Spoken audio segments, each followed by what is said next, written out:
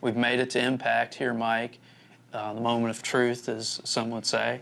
I would like for you again to offer when you first pass over this, and tell me what you're looking at, sort of the minimum standards from the ground up, and then we'll elaborate a little bit from there. Right. Well, first thing is the hips are forward in the picture on the right. Second thing I look for from there is that the hips are forward, but they're also turned, and the shoulders are square or nearly square.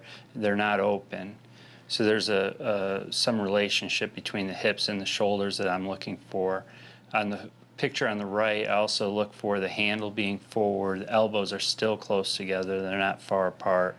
And at impact, the right elbow is slightly bent. It hasn't reached straight yet.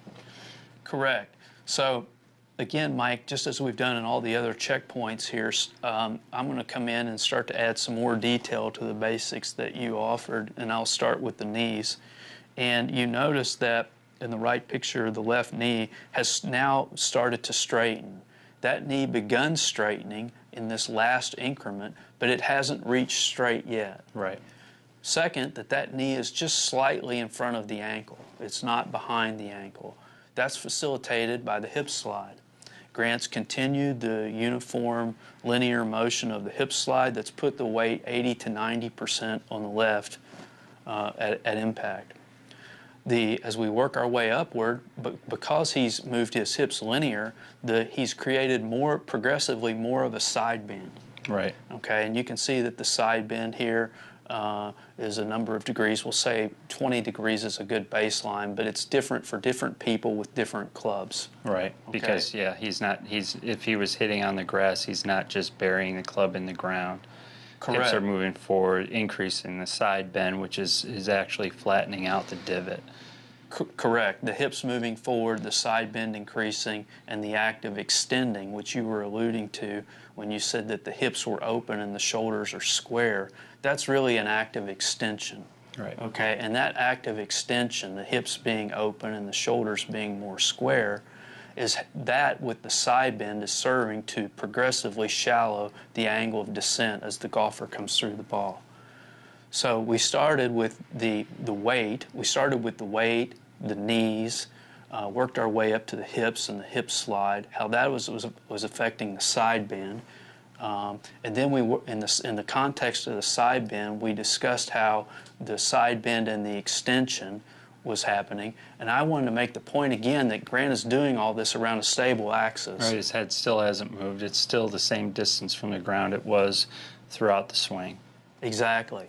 So that leaves me only just a couple of components here that I'd like for people to be aware of. But on the basic level, that you said that the arms were still straight, okay, and that the poorest players, again, often bend their arms too much right here. And we spent a lot of time on this DVD trying to make that point to you, is that the poorest golfers hit their balls with their weight too far back, with their arms bending too fast. Right.